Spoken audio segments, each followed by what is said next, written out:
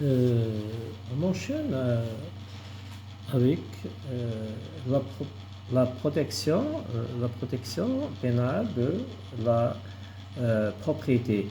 On a vu c'est quoi la propriété, les démembrements de la propriété, les limites de la propriété, les modes d'acquisition de la propriété. Maintenant, on va voir la propriété dans le code pénal. Est-ce que la propriété a sa place dans le code pénal, c'est-à-dire qu'est-ce qu'elle jouit d'une protection? Effectivement, là, il y a une protection pénale pour la propriété. Autrement dit, il y a une protection pénale de la propriété. Le droit, comme vous le savez, le droit pénal, dans sa pénalité, il lutte et incrimine les faits qui risquent de toucher l'intégrité physique des personnes, ou bien il peut porter atteinte aux biens des personnes. La propriété privée donc a sa place dans le code pénal et toute atteinte est considérée comme une infraction. L'article 386 du code pénal dispose comme suit: est puni d'un emprisonnement d'1 an à 5 ans et d'une amende de 2000 à 20 000 dinars quiconque par surprise ou fraude dépossède autrui d'un bien immeuble. Si la dépossession a eu lieu soit la nuit, soit avec menace ou violence, soit à l'aide d'escalade ou d'effraction, soit par plusieurs personnes, soit avec un port d'armes apparente ou caché par l'un ou plusieurs des auteurs, l'emprisonnement est de 2 ans à 10 ans et l'amende elle est de 10 000 à 30 000 dinars. Donc il y a une disposition pénale claire qui considère comme étant une infraction, et l'auteur de cette infraction, et il peut encourir un emprisonnement qui va d'1 an jusqu'à 5 ans et d'une amende qui peut atteindre jusqu'à 20 000 dinars. Toute personne, par surprise ou fraude, dépossède autrui d'un bien immeuble. Donc, cet article est composé, de parties. La première partie, elle vise la dépossession par surprise ou fraude d'un bien immeuble, et l'auteur de cette infraction, il risque un emprisonnement qui peut aller d'1 an jusqu'à 5 ans. Maintenant, la deuxième partie, la peine, elle peut atteindre ou bien au double. Si cette dépossession, dans le deuxième paragraphe, le législateur il parle des circonstances aggravantes par rapport à la première paragraphe. Donc si cette dépossession a eu lieu soit la nuit, soit avec menace ou violence, soit à l'aide d'escalade ou d'effraction, soit par plusieurs personnes, soit avec un port d'armes apparent ou caché, par l'un ou plusieurs des auteurs, l'emprisonnement est de 2 ans à 10 ans et l'amende de 10 000 à 30 000 dinars. Donc, La deuxième paragraphe, elle part de la dépossession avec certaines conditions, avec certaines circonstances un petit peu plus graves, c'est des circonstances qui sont considérées comme étant des circonstances aggravantes, et par conséquence, la peine, elle peut aller jusqu'à 10 ans. Maintenant, le législateur, il parle d'un bien immeuble. D'un bien immeuble, il utilise la dépossession. Donc, le problème qui est posé, est-ce que cet article, cette incrimination vise uniquement la propriété au sens strict du Code civil, ou bien elle va au-delà de la propriété, ou bien il y a un sens plus large, autre que la définition de la propriété dans le Code civil. Selon la jurisprudence de la Cour suprême, dans un arrêt, c'est un arrêt qui date du 25 1995, c'est un arrêt qui n'est pas publié, mais qui est cité dans le Code pénal, édition Berthet, 2005-2006.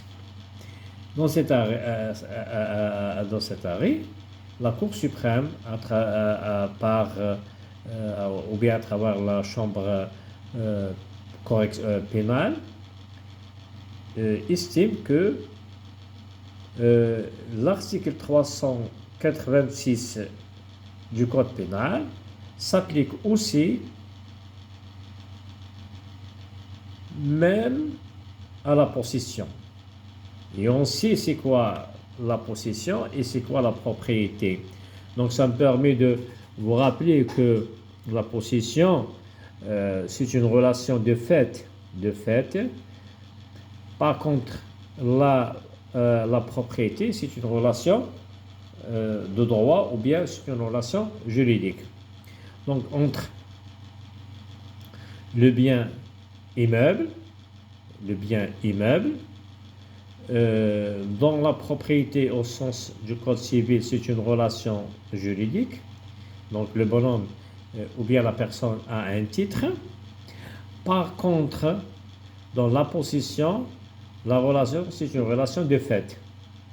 Donc, on voit la personne, en apparence, a la main sur un bien immeuble.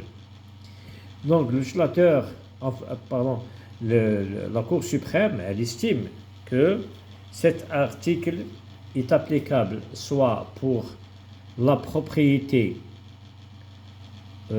privée au sens du Code civil, c'est-à-dire là où il y a une relation juridique, et même, elle s'applique même pour la possession. بتعبير آخر أنه بالنسبة للملكية فهي تتمتع بحماية جزائية، وذلك لأن قانون العقوبات في غايته وهو محاربة وتجريم الوقائع التي من شأنها المساس بالسلامة الجسمية وأيضا بأموال الأشخاص. Bien sûr, pour préserver l'ordre public d'une manière générale. La propriété الملكية الخاصة لها مكانتها في قانون العقوبات، وكل مساس بها يعني يعد جريمة ونتأكد من هذا من خلال مادة 386 من قانون العقوبات التي نصت على ما يلي: يعاقب بالحبس من سنة إلى 5 سنوات وبغرامة من 2000 إلى 20,000 دينار كل من انتزع عقارا مملوكا للغير، وذلك خلسة أو بطريق التدليس. وإذا كان انتزاع الملكية قد وقع ليلا بالتهديد أو العنف أو بطريقة التسلق أو الكسر من عدة أشخاص أو مع حمل سلاح ظاهر أو مخبى بواسطة واحد أو أكثر من الجنات، فتكون العقوبة الحبس من 2 إلى 10 سنوات. إذن هذا ما نصت عليه المادة 386 من قانون العقوبات كما قرأتها عليكم الآن. الملاحظة أن هذه المادة تتكون من فقرتين. الفقرة الأولى والتي تجعل الانتزاع أو النزع يعني بالخلسة أو بالغش تكون فيه العقوبة من عقوبة الحبس من 1 سنة إلى 5 سنوات ومن غرامة، والغرامة تكون من 2000 إلى 20,000 دينار. لكن الفقرة الثانية تتكلم عن نفس الجريمة ولكن بشروط معينة، وهذه الشروط هي أو في ظروف معينة إن وقعت فتصبح ظروفا مشددة وتكون العقوبة مضاعفة، وذلك إذا وقعت في الليل أو بالتهديد أو بالعنف أو بالتسلق أو بالكسر أو بواسطة عدة أشخاص، وذلك بحمل بسلاح ظاهر أو مخبى أو بواسطة شخص أو عدة أشخاص. يعني هذه كلها ظروف مشددة. تجدر الملاحظة أن مسألة حماية الملكية بواسطة قانون العقوبات طرحت إشكالية: هل يقصد بالملكية بمفهوم القانون المدني الضيق، أم أن الملكية يقصد بها الملكية بالمعنى الواسع حتى تلك الملكية الفعلية؟ On peut peut-être parler en français de dire une propriété effective. Effective, c'est-à-dire que ce n'est pas une propriété au sens du code civil. Donc l'effectivité هنا يطرح بالنسبة للحيازة لأن الشخص له الحيازة donc il a la possession، فالمشرع لم يتكلم عليها مباشرة، ولكن يظهر أنه من خلال قرار صادر عن المحكمة العليا الغرفة الجزائية تحت رقم الملف يعني 117,996، وهذا القرار المؤرخ في 21/5/1995 قد ذكر هذا القرار بأن المادة المشار إليها تطبق أيضا على الحيازة بمعنى الملكية بالمعنى الواسع سواء تلك القانونية أو تلك الفعلية، وهذا ما تم ذكره في كتعليق في قانون العقوبات المنشور عن طريق دار النشر البيرتي في سنة 2005-2006. شكرا.